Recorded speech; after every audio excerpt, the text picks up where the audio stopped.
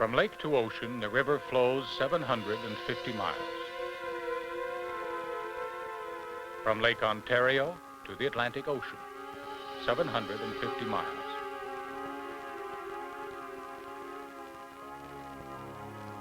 It flows past the French-Canadian cities of Montreal and Quebec City. It flows past towns and villages along the Gaspé Peninsula. It winds its way past the half-water, half-land of the Thousand Islands. For 100 miles, it is the boundary between the state of New York and the province of Ontario. For the rest of its journey, it flows northeast through the province of Quebec.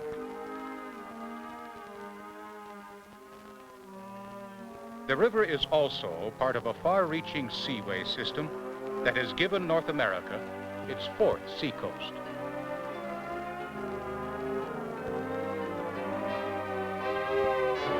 The river is the St. Lawrence.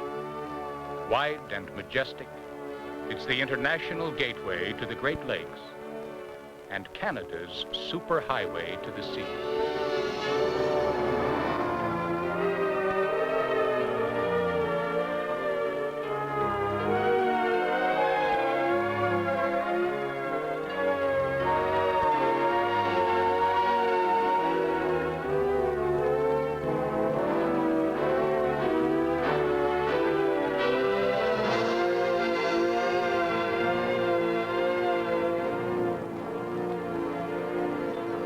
Unlike most rivers which begin in wilderness and flow toward civilization, the St. Lawrence begins in civilization and flows toward wilderness.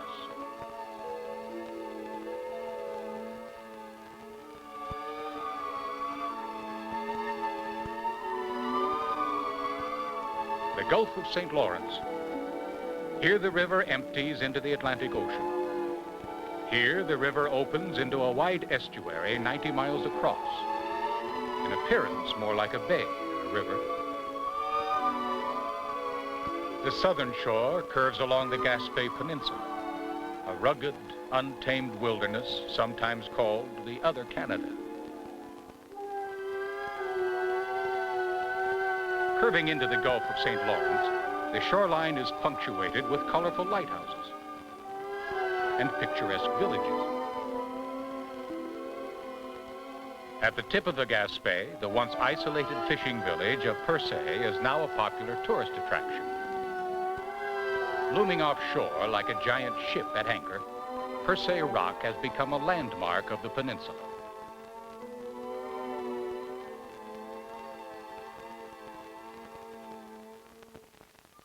Low tide gives visitors access to this massive shaft of limestone.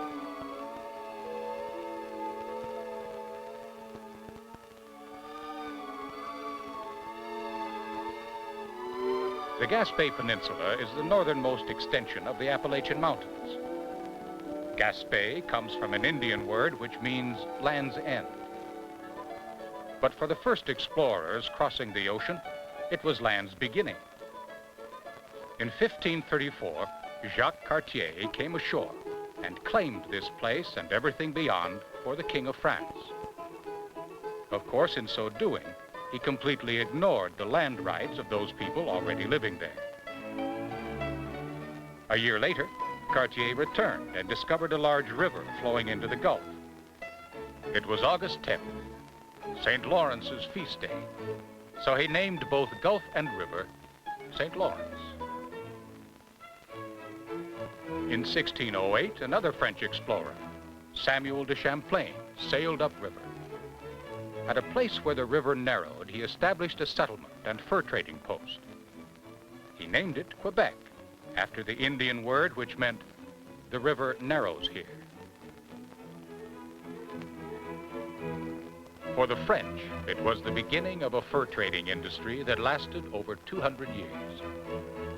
Forts were built around the Great Lakes and far into the interior. Trapped by Indians and transported by French voyagers, animal pelts were sold by merchants on the St. Lawrence to merchants in Europe. Quebec, the old fur trading post, is now Quebec City, capital of the province of Quebec.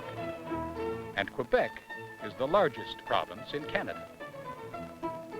Both city and province are French in language and culture, but their history is French and English. The history up until 1759 was mostly French. In 1759, during the French and Indian War, English soldiers attacked Quebec City.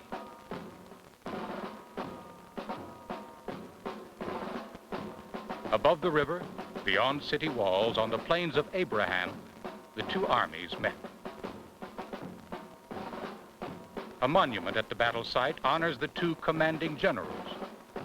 Both Montcalm and Wolfe were fatally wounded during the intense fighting. The English victory led to the Treaty of Paris in 1763. The Treaty of Paris formally ended the colony of New France and gave England the entire eastern half of the continent. This lasted until the American Revolution, until 1783, when another Treaty of Paris gave the United States the southern part of England's North American empire. England retained Canada. England retained the province of Quebec. But the French stayed and multiplied, keeping their language and culture, and keeping Quebec an island of French in a sea of English.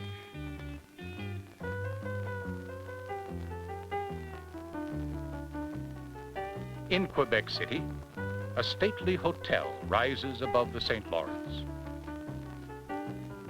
Chateau Frontenac. Completed in 1893, its regal, old-world appearance has made it one of the most photographed buildings in Canada.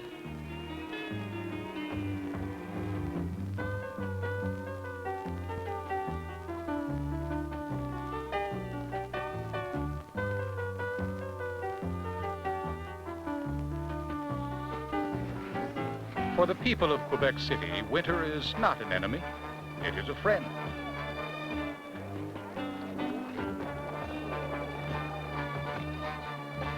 Each February, hearty revelers spend 10 days celebrating snow and ice.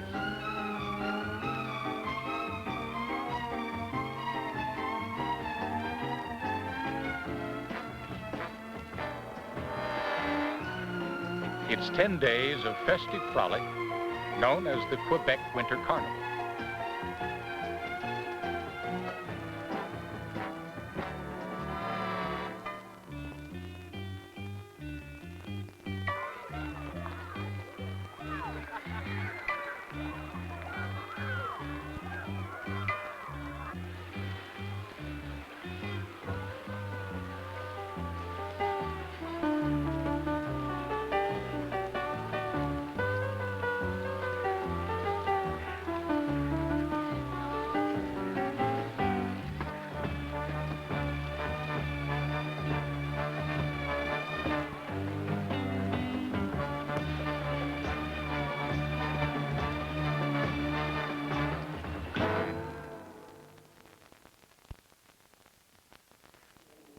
On the final day, the big event is the canoe race across the St. Lawrence.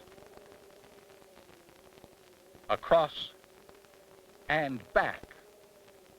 In a classic confrontation of man and the elements, contestants must paddle and push their way through 2 miles of ice and treacherous current.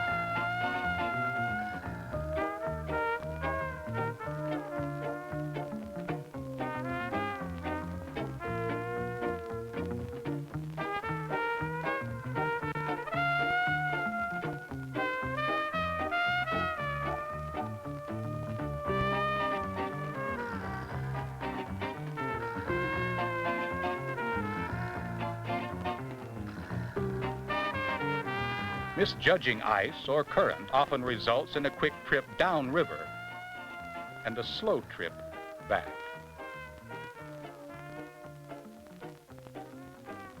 Quebec City, founded 1608. Montreal, 1642.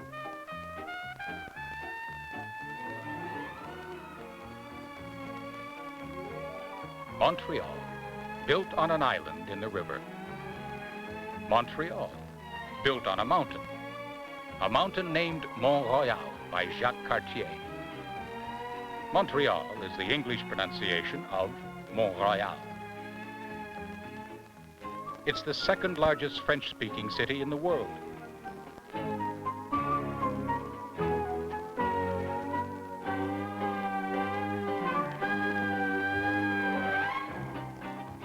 French in speech, Catholic in worship.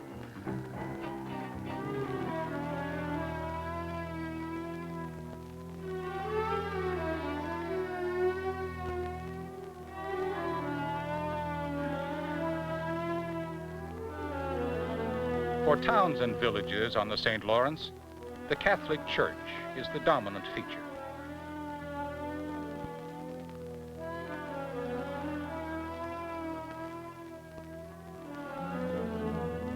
During winter months, icebreakers keep the shipping lanes open to Montreal.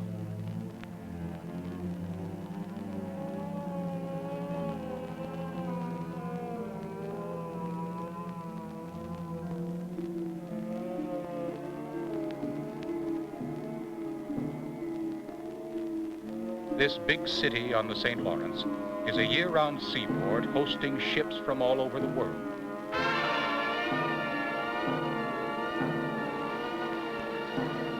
Montreal's location was determined by the Lachine Rapids. Ships could not navigate these swift rapids.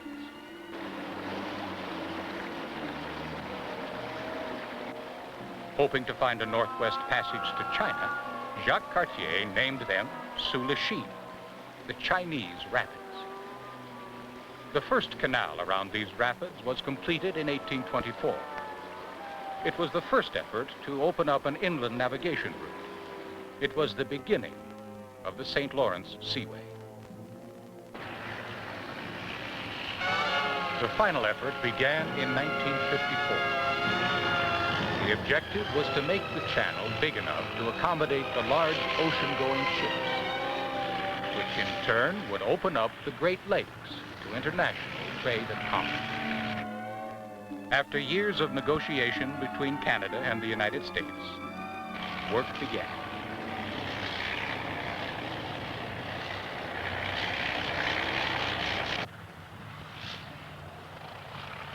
St. Lambert, Côte St. Catherine, Lower and Upper Beauharnois, Snell, Eisenhower, Iroquois. 7 locks. 5 would be built by Canada, 2 by the United States.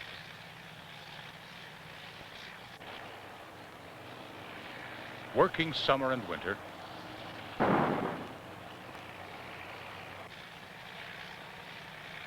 working day and night, it took 5 years. 5 years of removing mountains of dirt and rock.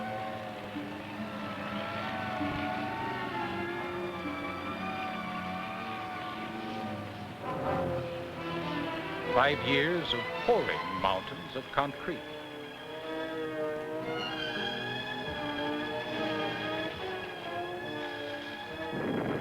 Five years of blasting and dredging.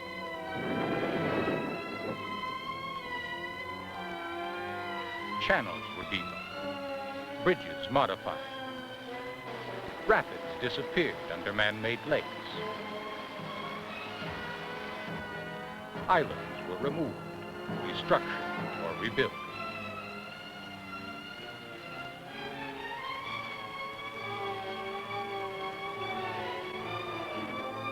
"38,000 acres of land were flooded.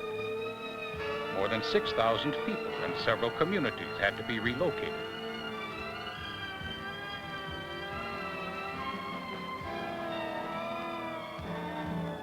Control dams, power plants and hydroelectric dams were also a part of this mammoth project. After 5 years of international cooperation, after 5 years of continuous construction, the big ships from all over the world had access to the heartland of North America.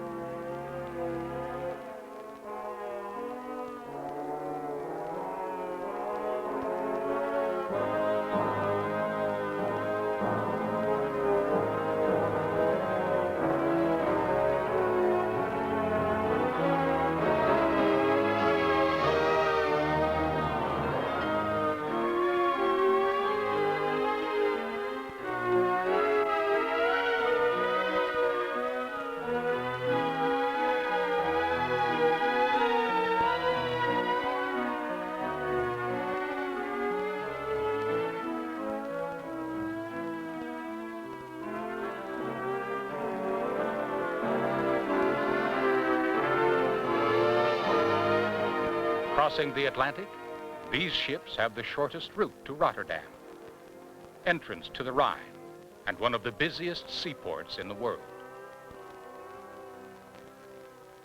By strict definition, the St. Lawrence Seaway begins at Montreal and extends through the Welland Canal. The Welland Canal bypasses the Niagara River and Niagara Falls.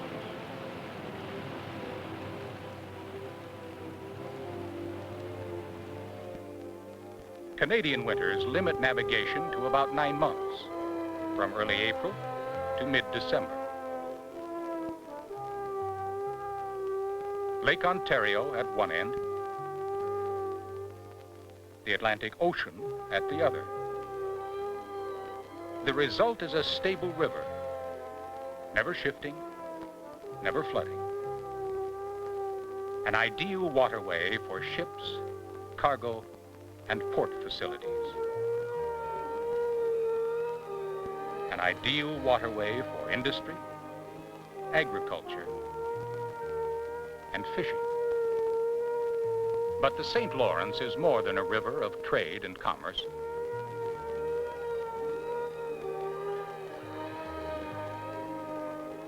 It is a river of considerable natural beauty. Leaving the deep waters of Lake Ontario, the river begins in a maze of islands. This was a sacred place to the Indians who lived here. They called it the Garden of the Great Spirit. Astonished by the number of islands, a French explorer called it the Thousand Islands. The name stuck, even though there are nearly 2,000 islands here. Islands range from several miles in length to several feet. At one time, this was an exclusive playground for millionaires. Now it's a recreational mecca for anyone who likes boats and water.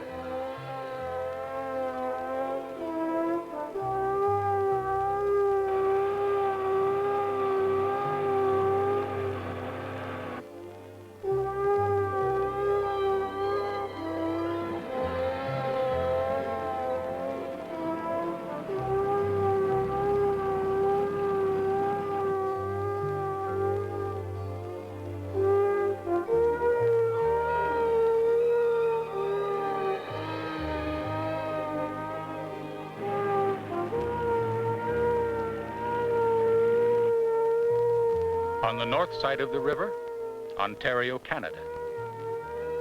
On the south side, the state of New York. For 100 miles, the St. Lawrence River is the boundary between the United States and Canada. Extending the width of the continent, this boundary is the longest undefended border in the world. Another source of natural beauty, the rivers flowing into the St. Lawrence. The hills and high bluffs shouldering the St. Lawrence make a perfect setting for spectacular waterfalls.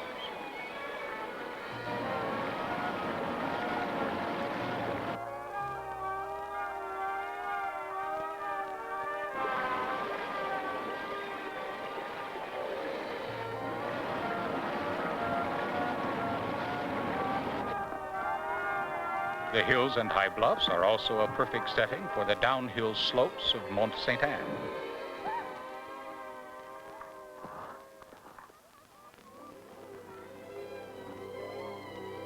Because the river is so wide, bridges are scarce.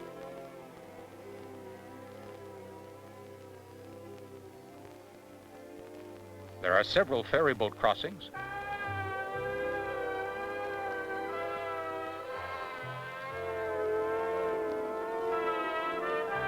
downriver, north of Quebec City, it's ferry boats only.